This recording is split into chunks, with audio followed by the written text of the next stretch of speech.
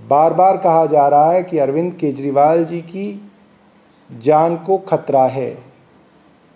जो सरकार गैर कानूनी तरीके से बिना सबूतों के उनको गिरफ्तार कर सकती है, वहाँ अरविंद केजरीवाल जी की जान को खतरा है।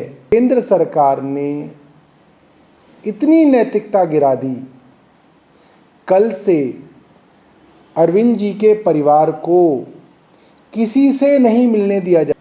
मुझे लगता है कि इससे ज़्यादा शर्मसार करने वाली हरकत तो अंग्रेज़ों ने भी कभी नहीं की होगी।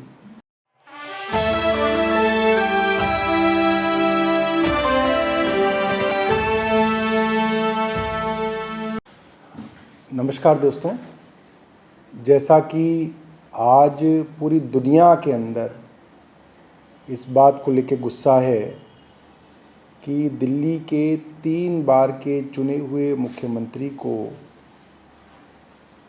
केंद्र सरकार की ईडी ने गिरफ्तार किया है।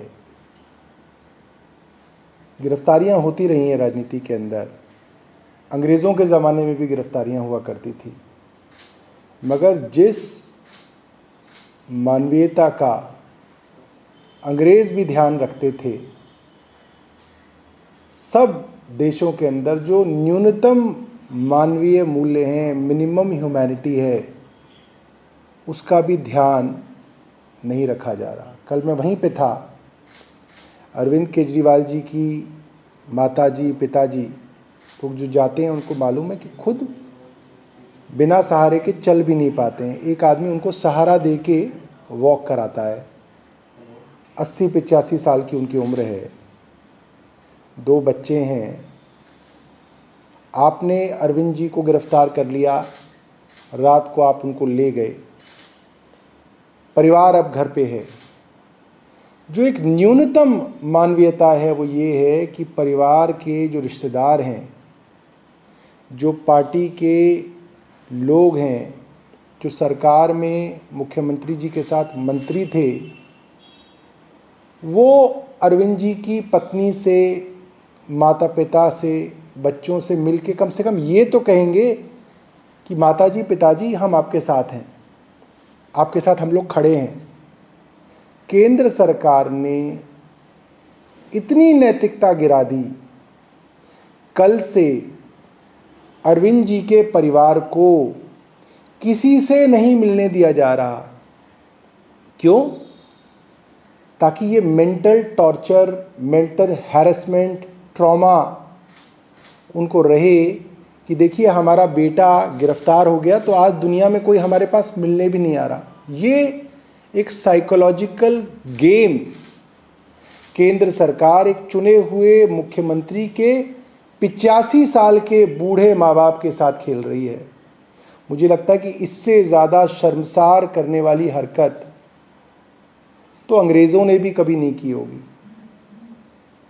भगत सिंह भी गिरफ्तार हुए होंगे तो उनके माँ बाप जो है लोगों से मिल सके होंगे। दूसरी बात, बार बार कहा जा रहा है कि अरविंद केजरीवाल जी की जान को खतरा है। जो सरकार गैर कानूनी तरीके से बिना सबूतों के उनको गिरफ्तार कर सकती है, वहाँ अरविंद केजरीवाल जी की जान को खतरा है। ये बात हम मीडिया में इसलिए कह रहे हैं ताकि लोग इसके लिए आवाज़ उठा सकें, क्योंकि हमारी बात तो अब केंद्र और एजेंसियों ने सुननी बंद की हुई है। बार बार कहा जा रहा है केजरीवाल जी के खिलाफ सबूत हैं। क्या सबूत है? ये ईडी सुप्रीम कोर्ट में भी नहीं दिखा पाई। ईडी आखिरी वक्त तक ये कह रही है कि कोई 100 करोड़ का लेन देन आम आदमी पार्टी से कथित तौर पे साउथ ग्रुप ने किए, जिसके बारे में सुप्रीम कोर्ट कह रहा है कि आपने मनी ट्रेल नहीं दिखाई है। मैं आपको आज मनी ट्रेल सबूतों के साथ सामने रखता हूं। आरोप आम आदमी पार्टी पे है, मगर money trail Bharatiya Janata party की साबित हो गई आज। कल जब सुप्रीम कोर्ट के ऑर्डर पे भारतीय जनता पार्टी को किस किस ने करोड़ों रुपए का चंदा दिया, ये डिस्क्लोज हुआ, तो उसके अंदर किनका नाम आया मैं आपको बताता हूं और सबूतों के साथ आ गया। हैदराबाद के बिजनेसमैन हैं पी शरथ रेड्डी, औरोबिंदो फार्मा के डायरेक्टर हैं, औरोबिंदो फार्मा के फाउंडर पीवी राम प्रसाद रेड्डी के बेटे हैं। एक्साइज के तथाकथित मामले में ईडी ने इनको गिरफ्तार किया 11 नवंबर 2022 को। 15 नवंबर 2022 को इन्होंने इलेक्टोरल बॉन्ड खरीदे, भारतीय जनता पार्टी को दिए, ये बात स्थापित हो गई आज। उसके बाद कुछ महीनों के बाद जब औरोबिंदो फार्मा के पी शरथ चंद्र रेड्डी सरकारी गवाह बन गए, तो उसके बाद दोबारा से 21 नवंबर 2022 को वो सरकारी गवाह बने और उसके बाद ही माफ कीजिएगा जून 2023 में शरद चंद्र रेड्डी सरकारी गवाह बन गए और नवंबर 2023 में यानी कि सरकारी गवाह बनने के बाद उन्होंने 25 करोड़ के इलेक्टोरल बॉन्ड औरोबिंदो फार्मा ने खरीदे जो भारतीय जनता पार्टी को दिए गए।